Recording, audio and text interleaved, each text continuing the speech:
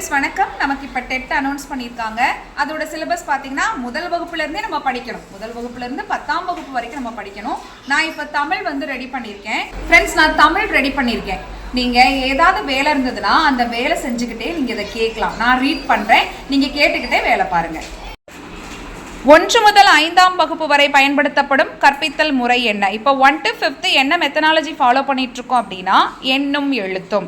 இந்த எண்ணும் எழுத்தும் அப்படிங்கிற மெத்தனாலஜி தான் இப்போ ஃபாலோ பண்ணிகிட்ருக்கோம். செகண்ட் கொஷின், எண்ணும் எழுத்தும் திட்டம் எந்த ஆண்டு நடைமுறைப்படுத்தப்பட்டது? இந்த எண்ணும் எழுத்தும் திட்டம் எந்த வருஷம் இம்ப்ளிமெண்ட் பண்ணாங்க அப்படின்னா ஜூன் 13, 2022. ஆக்சுவலாக இது 1 to 3 வகுப்பு வரைக்கும் தான் நமக்கு ஃபஸ்ட்டு இம்ப்ளிமெண்ட் பண்ணாங்க.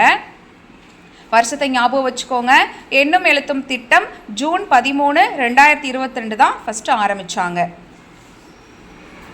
எண்ணும் எழுத்தும் திட்டம் யாரால் தொடங்கி வைக்கப்பட்டது? முதலமைச்சர் திரு மு.க. ஸ்டாலின் அவர்களால் தொடங்கி வைக்கப்பட்டது. 4, எண்ணும் எழுத்தும் திட்டம் எதற்காக கொண்டு வரப்பட்டது? இப்போ இந்த ஸ்கீம் எதுக்காக கொண்டு வந்தாங்க? இந்த மெத்தனாலஜி எதுக்காக கொண்டு வந்தாங்கன்னா கொரோனா காலத்தில் ஏற்பட்ட கற்றல் இடைவெளியை சரிப்படுத்த. எண்ணும் எழுத்தும் திட்டம் எதற்காக கொண்டு வரப்பட்டது? எதுக்காக கொண்டு வரப்பட்டது அப்படின்னா கொரோனா காலத்தில் ஏற்பட்ட கற்றல் இடைவெளியை சரிப்படுத்துறதுக்காக.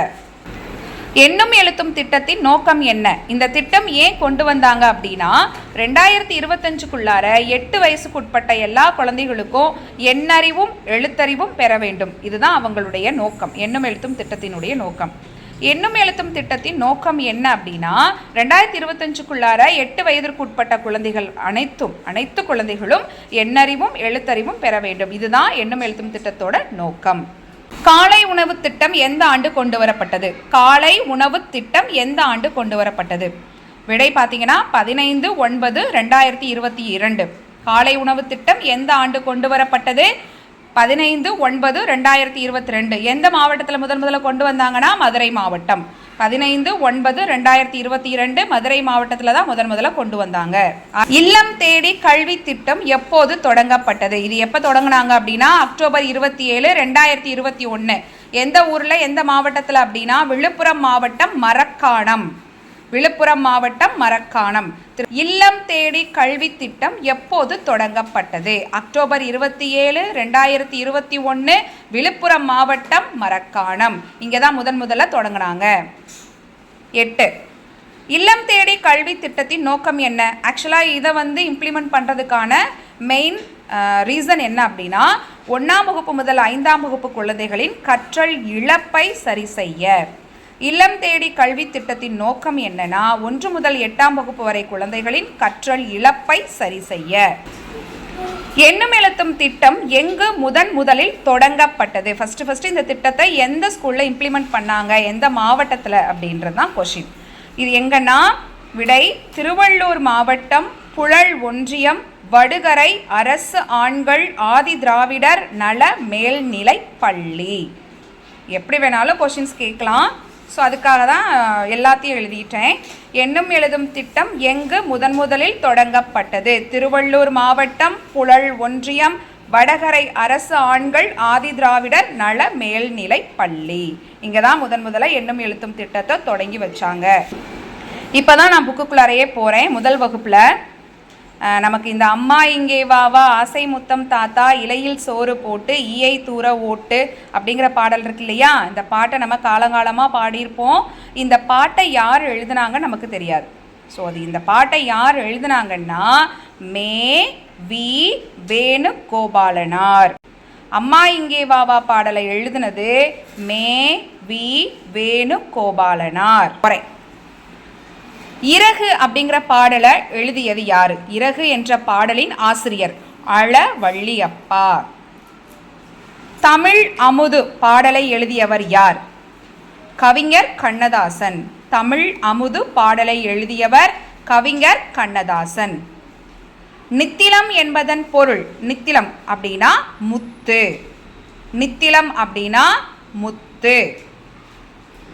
அடுத்து நிறுத்தக்குறிகள் இருக்கு.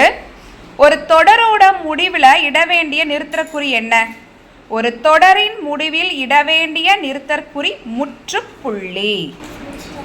ஒரே தொடரில் ஒன்றுக்கு மேற்பட்டவற்றை அடுக்கி கூறும்போது இட வேண்டிய நிறுத்தற்குறி கார்புள்ளி, அதாவது என் வீட்டிற்கு மாமா அத்தை தாத்தா வந்தார்கள். இப்போ ஒன்றுக்கு மேற்பட்ட விஷயத்தை நம்ம சொல்கிறோம், அடுக்கி சொல்கிறோம்.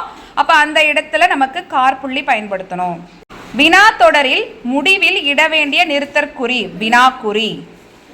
அடுத்து வியப்பு, மகிழ்ச்சி, சினம் போன்றவற்றை வெளிப்படுத்தும் நிறுத்தற்குறி உணர்ச்சி குறி. சான்றோர் மொழி என்ற பாடல் எதில் இடம்பெற்றுள்ளது?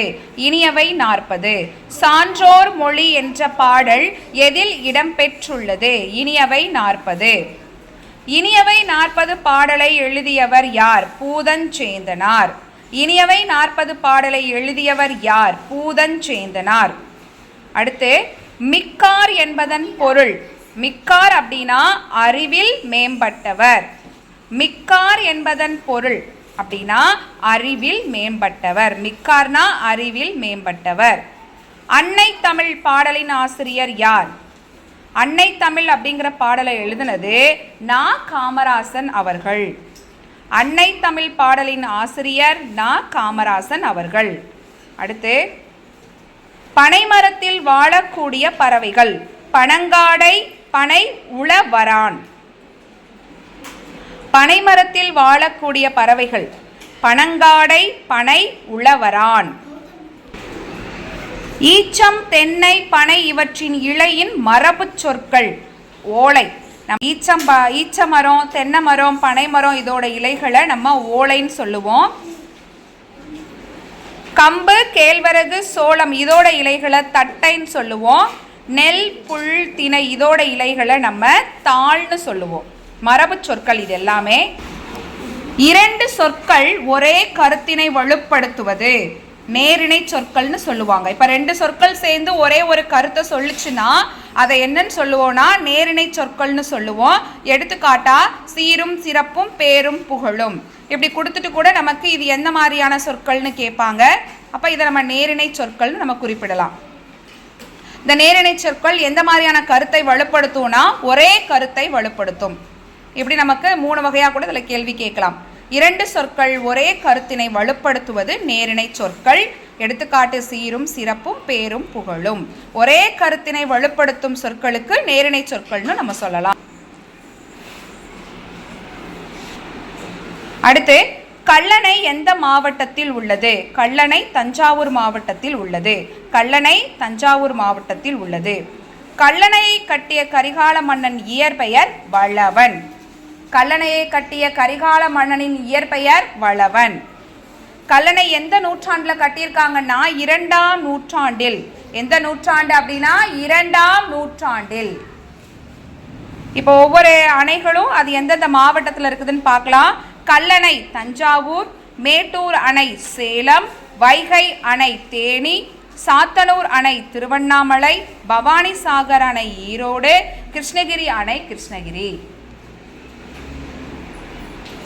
கல்லணை தஞ்சாவூர், மேட்டூர் அணை சேலம், வைகை அணை தேனி, சாத்தனூர் அணை திருவண்ணாமலை, பவானிசாகர் அணை ஈரோடு, கிருஷ்ணகிரி அணை கிருஷ்ணகிரி.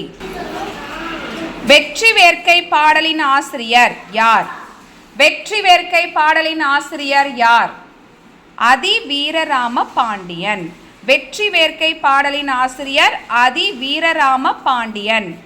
நுண்ணிதே அப்படின்றதோட பொருள் சிறியதே. நுண்ணிதே அப்படின்னா சிறியதே. புரவி அப்படின்னா குதிரை. புரவி அப்படின்னா குதிரை. சரி, இன்னைக்கு 25 கொஷின்ஸ் நம்ம போட்டிருக்கோம். மீதியை நம்ம நாளைக்கு பார்க்கலாம்.